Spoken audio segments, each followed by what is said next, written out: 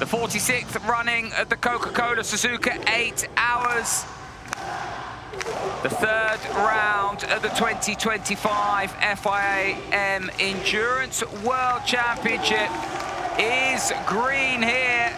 And as the riders run across the track, it's the factory Honda that gets away. Leon Haslam's slow on the Ducati, but look at the HRC machine down to turn 1, and I think that's the Yoshimura SERT bike of Greg Black slotting into second place and having a little look at Takahashi as well. It was not a good start for the factory Yamaha guys. I think that is the Yamaha now up into second place. I'm pretty sure it was the factory Yamaha guys had a very, very poor start. Sorry, that's not the Yamaha. That is one of the Hondas. No, I think that is a Yamaha. You know, we're having a look at the top of the Honda at the hill over the crest, and it's Takahashi that has lost the lead now as they head down into the first of the Degnas. That is number 73. It is 73, you're right. They ran a little bit wide on the second element of the Degna, and it is the 73 of Yukiuni, so you were right. And the reason we're a little bit confused is the Yamaha running that tribute livery, that 2019 livery. This is back at the top of the hill as you head towards the Degna. Two riders down there further back, the Team Suzuka Racing Honda, and that's a fast place to go down. That is Mr. Sugai-san on that bike as well. Looks like they're okay. Not an ideal way to start the Suzuka 8 hour. It is like a sprint race, this race, especially with all the factory guys in it, and you can't afford to make one single mistake. It was the Tyra Promote Racing machine, the number 13 Superstock bike that started from pit lane, but at the moment, it is the 73 that leads through 130R. Yukiuni, it is who will lead the first lap here at Suzuka. Takumi Takahashi, not flustered though, settled into second place on that Honda. Also the auto race BMW, number 76, didn't make a great start. They've dropped down to 10th place, so second and third on the grid had second and third on the grid had poor starts. Koto Nazan having a look at Greg Black into turn 1, but Greg Black with a fantastic run through that first segment of this first sector, and this is the element that Danny Webb was talking about, where you ebb and flow up the hill, right and left and right and left, and the yellow flag still out as marshals try and recover their position. As it stands, Yukiuni and Honda lead this race. The HRC machine of Takumi Takahashi in second. Nomishi Yuramoto still there in third place, with Greg Black still hanging on to the coattails of those three Japanese machines ahead. 2082, 2081, 2080. Greg Black, 2079 last time around. He's doing a great job, Greg is. He really is doing a great job, and they're now starting to come up towards back markers. And that is a lead change. Yukiuni just got stuck behind someone on the exit of 130R. And Takumi Takahashi says, thank you very much. That was just wrong place, wrong time for Yukiuni. And we've got a lead change here as one of the back markers gets in the way. No fault of them on the exit of 130R. And the leader just caught that machine in the wrong place. And that has allowed Takahashi to take the lead away from Yukiuni. And now Yuramoto is next to have a look at that 73 Honda.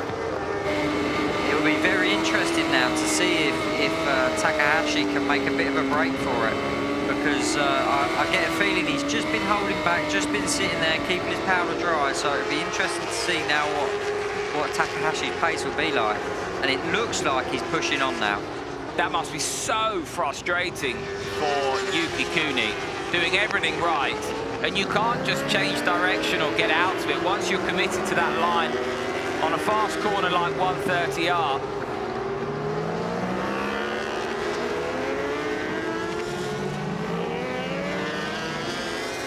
Naomichi Yuramoto wants through and looks straight away. Sector 2 green for Takahashi. He has dropped the hammer. And this a replay of what went on at 130. Just got squeezed on the exit. That was potential disaster averted there. Yeah, it is funny when you talk to anyone that does Suzuka, it's completely different. You can tell there's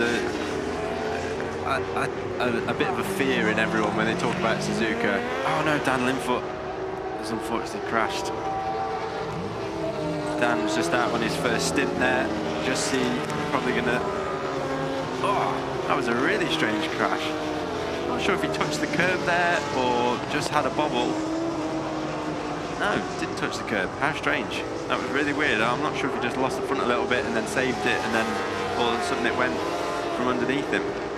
Not what the SERT team needed. Yeah, certainly won't be. They are down in the championship. Still, obviously, this round, the final round, still to go. So trying to make their way back up. They qualified well. Of all the teams that Tom and Danny had been talking about, hadn't they? Let's see, Dan just checking everything out, whether he has to go back to this all the time. But in this scenario, before we go back to what I was trying to say, you obviously going into the pit's going to cost you so much time. Rather than just, he's at the start of his stint though as well, isn't he? Yeah, he's banging the handlebar there to try and straighten the handlebar out. The only problem when you're riding and you bang the handlebar is that's also what steers the bike. So you bang the handlebar to bang it straight, and it's not easy to do that. They're obviously so tight as well. It's not that easy. Oh, something's looks substantial. Let's wait to see who picked that one out. Can't quite see from there. That was a substantial crash. Just as we see, I mean, half of his bike's come off. Really difficult to try and work out who that is.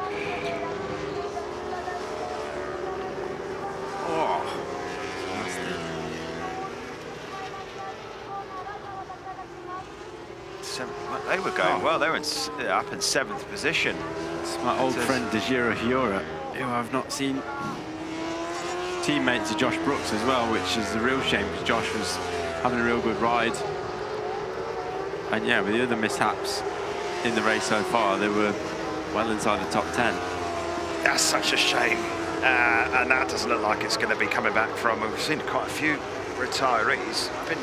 Last couple of rounds anyway, been getting used to seeing the mechanics working overtime. I think half the time at the moment it seems that the bikes are not in a state to be able to make their way back to the pitch, and you can see that bike is bad. Because the gravel's so deep here that every crash is pretty damaging to the bikes. No one's really got away with the crash yet. Apart from Dan Linfoot, his bike didn't really make it to the gravel. Everyone else, even whether it's a slow or a fast crash, they tend to go end over end and do a lot of damage to the bike really quickly. Well, just checking he's all okay. Still got that arm, yeah, still got both arms, yeah. It's really wide where he's crashed there. I'm not sure if he's just in too fast or what, but oh, geez, yeah, he nearly got hit by a bit of falling debris. But a bit of a way off in terms of that last spot on the podium. Somebody else has gone down here. That's Andrea Locatelli. Is it? No, Haneke. Sorry. Haneke. Second time then the Yamaha has gone down. It was a Yamaha, good spot on the Yamaha part. But from a Locatelli perspective, good. From the Yamaha, trying to hold on to the lead of this championship. Not the day that they were hoping to, as Haneke had another. Well, not Haneke had another tumble. I think that's his first tumble. It is not too far from pit lane. I don't know though if they can get across to pit lane from there. No, they won't let them cross the live track. Well, unless you can ride it. If you were a rider, you would try and sneak across it, but once the marshals have got hold of your bike, you're not getting it across there, unfortunately. I thought how'd you get round? Well, exactly. That's exactly what's going to happen now. They're going to have to come back a different way. Because it obviously wouldn't start. If they could have started that, they would have let him rode it across the track, but yeah, not what you need. I automatically assumed it was Locatelli because I'd just been saying what a good job he was doing, so I thought I'd given him the commentator's curse. Oh dear. I'm glad I didn't. Two Brits inside the top 6. Dan Linford aboard the Yoshimura SERT machine in 4th place. He's chasing down Tepai Nagoi and the number 73 bike. That machine, the SDG team Hark Pro Honda, qualified in the top 4, currently running 3rd.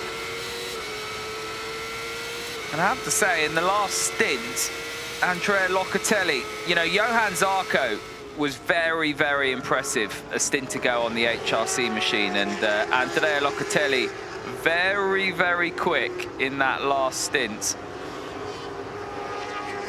Still on the bike, so it's not quite over, but the Italian, you know, he's had a good year in World Superbikes on that Yamaha, and very, very quick in this stint indeed. Yeah, 44-second gap, so the gap stabilised again. Honda did pull it out, didn't they, by quite a bit, and it sort of stabilised over the last probably half an hour. So yeah, Zarco pulled it out to over a minute.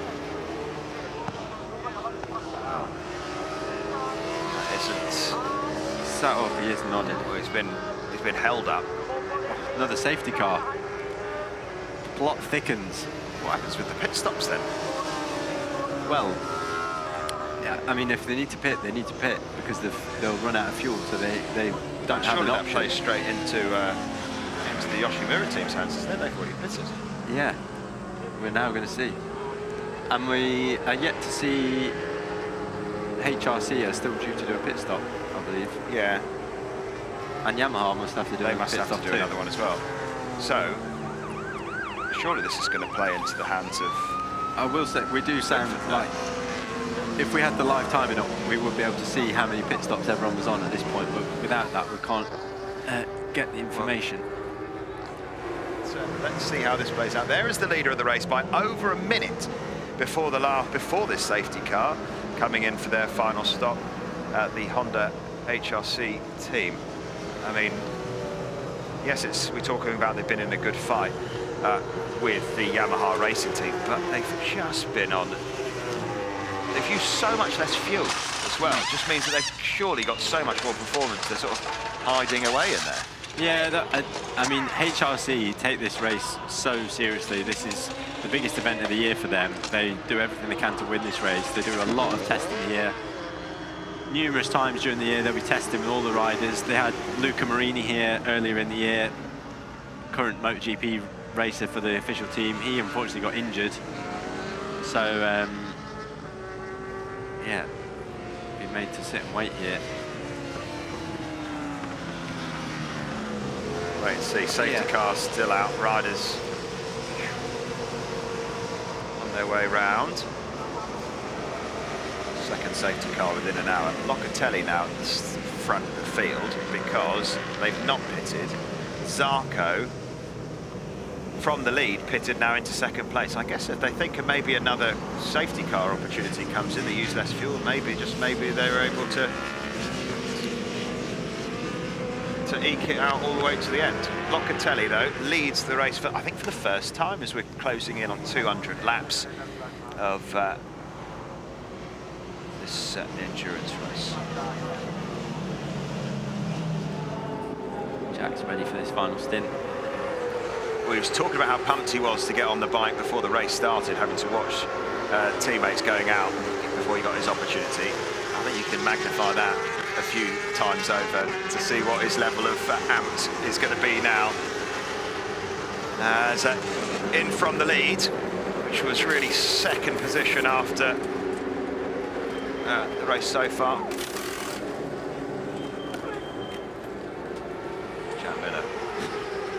I would have been scared being Locatelli there, giving a whack on the head. He might get one back. Just a swift headbutt.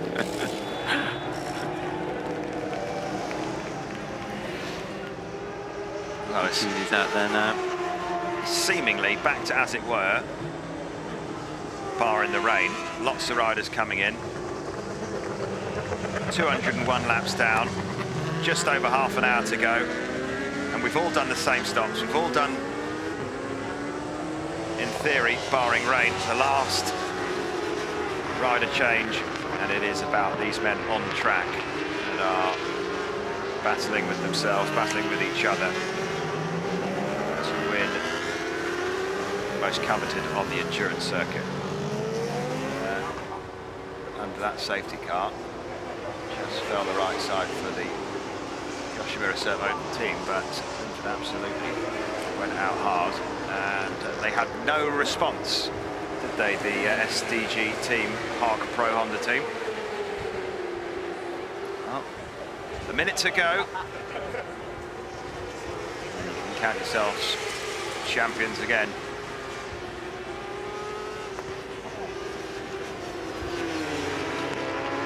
Final lap then, as 8 hours of racing comes to a close here in Suzuka. It's been a brilliant ride from the Honda HRC team. They really have been supreme and stable to turn that screw, been able to really apply pressure at all quarters. Yeah, it was a flawless performance.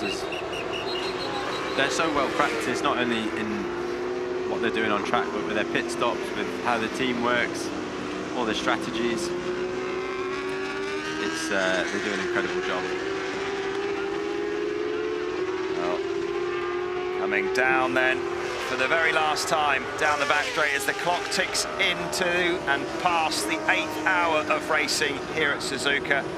The Coca-Cola 8 hour 2025. It is going to be the Honda HRC team for the 4th time on the bounce that are going to get the job done. The team of 2 riders, Johan Zarco and Takumi Takahashi, have got the job done.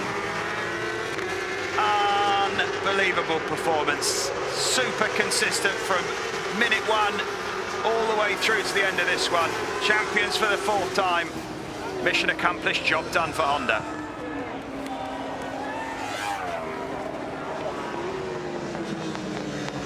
Just such a brilliant performance, wasn't it?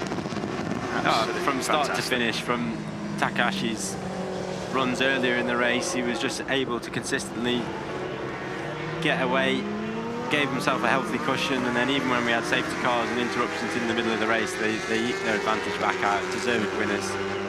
Did an incredible job, but pushed all the way by Yamaha. Haven't seen the pit stop times. It looks like it was more or less won in the pits by HRC as well, because it was hard to split their lap times between these 2 teams. But yeah, they did a great job as well.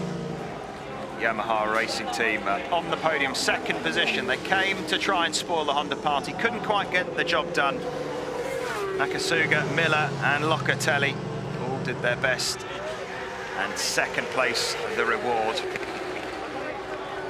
As Honda celebrate, and those parties, I'm sure, will go along into the night. Yes. And there you go, confirmation of the result. The Honda HRT team, 217 laps. Not quite as many as last year, and those couple of safety cars just halting 220 record that it was last year.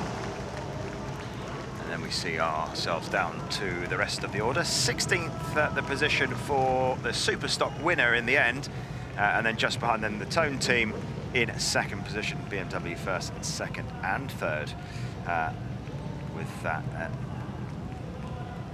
next to the super stockers. It's been a good old race, not quite as much drama as we've seen in the first couple of rounds, but just a good quality race, lots of pressure, lots of cool heads in high temperature conditions.